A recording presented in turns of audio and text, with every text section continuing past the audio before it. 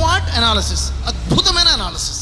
ఒక మాట చెప్పాలంటే ఈరోజు నేను మీ ముందు ఒక మోటివేటర్గా నిల్చున్నాను అంటే నేను స్వాట్ అనాలిసిస్ చేశాను కాబట్టి ఇక్కడ నేను నిల్చున్నాను. అద్భుతమైన స్వాట్ అనాలిసిస్.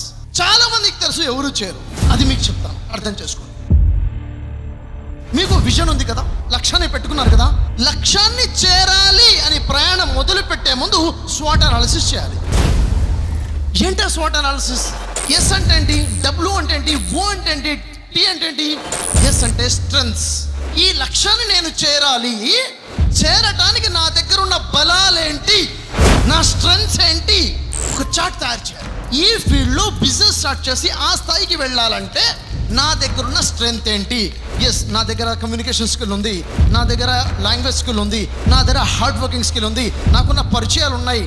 మీ స్ట్రెంగ్త్ ఏంటి? వీక్నెసెస్ ఏమున్నాయి?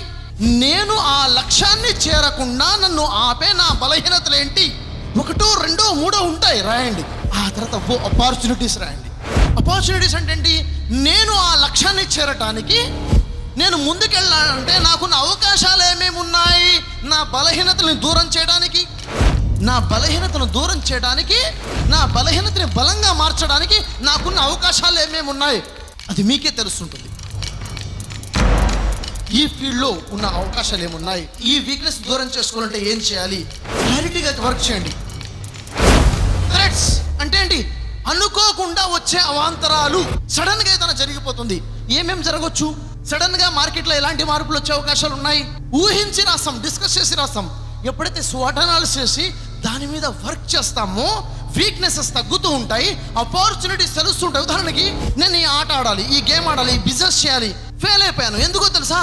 ఇక్కడ ఈ అవకాశం ఉందన్న విషయం తెలియక, ఈ అవకాశాన్ని ఉపయోగించుకోక, ఈ వ్యక్తిని ఉపయోగించుకోక, ఈ ఫ్రెండ్షిప్ని ఉపయోగించుకోక. కాబట్టి బిజినెస్ అయినా ఏ ఫీల్డ్లో ముందుకెళ్ళినా స్వాట్ అనాలిసిస్ చేయాలి. స్వాట్ అనాలిసిస్ డీటెయిల్గా చేయాలంటే ఎగ్జాంపుల్ ఒకటి తీసుకొని నలుగురు కలిసి స్వాట్ అనాలిసిస్ చేస్తూ డిస్కస్ చేసుకుంటూ 1 hour మనం దాని మీద డిస్కస్ చేస్తే క్లారిటీ వస్తుంది ఎలా చేయాలి అన్నది. స్వాట్ అనాలిసిస్ చేయడం గొప్ప స్కిల్. నా డిగ్రీ అయిపోయిన తర్వాత నేను ఎంఏ ఇంగ్లీష్ చేయాలా, ఎంఎస్డబ్ల్యూ చేయాలా క్వశ్చన్ వచ్చింది నా ముందు. 2 చేయాలనే కోరిక.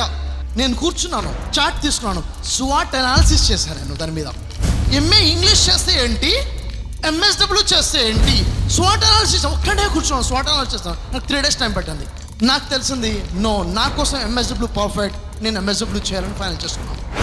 వేసే ప్రతి అడుగు స్వాట్ అనాలిసిస్ చేసుకుంటూ ముందుకెళ్ళండి, పర్ఫెక్ట్గా రీచ్ అవుతారు. మన వీక్నెసెస్ని మనం దూరం చేసుకుంటాం, మనకున్న ఆపర్చునిటీస్ని మనం పూర్తి చేసుకుంటూ ముందుకెళ్తాం.